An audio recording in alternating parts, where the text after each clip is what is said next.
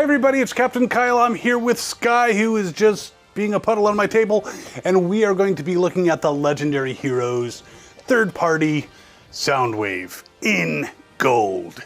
Though he's actually not called Soundwave, he's called Scaramanga. I don't know what that's supposed to mean, but he is 21G Communications from Newage Toys, Legendary Heroes. We're gonna open him up, check him out, see if he's cool for your collection. Be right back.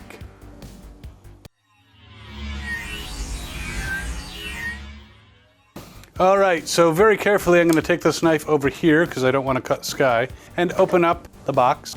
And let's see what we have inside. So the box is very nice. It shows a nice picture of who's obviously Soundwave in gold. The back shows what I assume is the toy with some kind of green electricity or plants behind him. I'm not quite sure. And as I take him out, I see there are a number of accessories and cassettes. And he's got hands. He's got multiple hands. Inside the packaging, he looks like so with his 3 cassettes. And the accessories appear to include some pile drivers, which I can only assume is for Rumble and Frenzy, another cassette, who appears to be Ravage, and a little missile. Only a couple pile drivers, apparently. The other ones are his weapons, and the missile, so we have his weapons. But let's take a look at the bot, who comes right out of the package very easily. Right there. Solid gold Soundwave. Yes, he dances. Okay. For the people who don't get that reference, yeah, I understand, it's very old. And again, the cassettes, which I imagine can go inside. It looks like a hinge. Why don't we look at the instructions before we go breaking shit. But I can tell you where his weapons go. One goes in his hand, one goes on his shoulder, so there he is.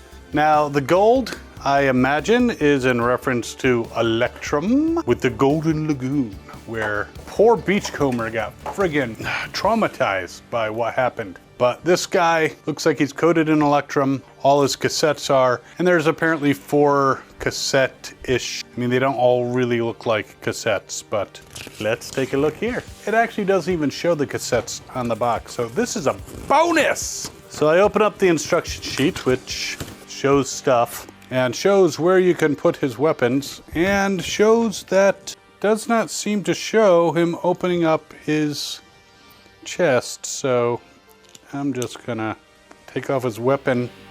Pressing the button doesn't do anything, so I'll figure it out, I hope. Do not play with accessories. These are not for you. Oh, she's upset. So it does show the transformation, which doesn't seem too difficult. But before we transform him, let's check out his posability. Now, I took off the weapons just to make it a little bit easier. But one thing I'll tell you, he does twist entirely at the waist. He also can do a full toes up, Jean-Claude Van Damme, pretty much. His knees are double jointed, so he can cheat slightly. You can bend him at the knee, he can do side kicks, so he seems pretty posable on the lower part of his body. His arms, I keep on noticing as I move them back, they pop out of the joints right here. Obviously that's part of the transformation, but just be aware of that as you are moving his arms around. But they are on ball joints. He can move them up, down, around. He can twist. There is a swivel right below his shoulder, so you can twist him. His hands move, and they also apparently pop out because there's extra hands. I don't always go for the extra hands just because I like being able to hold a gun at any time. But the arms can go in all directions, the head can turn. So overall, a very posable version of Soundwave. And his knees being double jointed, he can kind of stand forward like that and kind of do the pelvic thrust. And there are even swivels in the feet, so you can really stand him in a wide stance. If I armed him again, now that Sky is left, he can pretty much be in a very dynamic pose. He can be shooting, he can be looking up and saying, "That is the best sound I've ever heard, Carnage in C minor." And, you know, try to record it. But yeah, a cool version of Soundwave in gold. His head, because of the transformation, you can actually move it back a little bit. So when he's kind of leaning forward, he can actually look up. So that's kind of cool. But overall, I'm liking the figure and the way that it can pose. I'm gonna look at the cassettes in a little bit, but let's check him out in his Boombox mode. So there he is in his tape recorder mode. The back part doesn't quite go back in flush, and I think that might be because of the paint job that they gave him. The complexity of this transformation was actually quite startling. I mean, for a small transformer, he's definitely got a lot of moving parts. But he is a very cool Boombox, and I also figured out that you can open up the front part and you can put in any of the cassettes right inside. He's very shiny, as you can see. He's got weapon storage on the back. You can even have the missile in when you store the weapons, so that is definitely nice. Obviously, the battery cover doesn't open up like the original, but a fine tape player.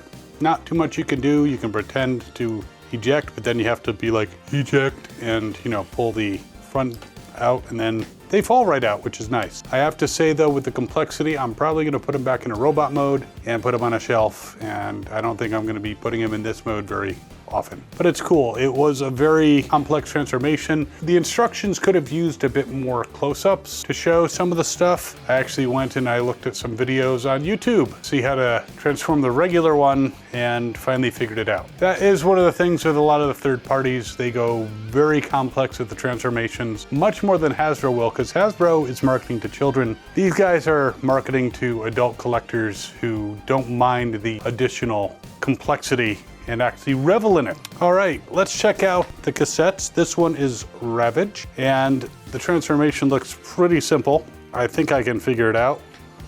And there he is in his Jaguar mode. The cassettes don't really look that much like cassettes, but amazing articulation on these guys. The head, you can tilt it from side to side, you can turn it. The legs are very jointed. Bravo, I have to say. He falls over if you don't plant his legs properly, or if you're on a tablecloth. But great Ravage.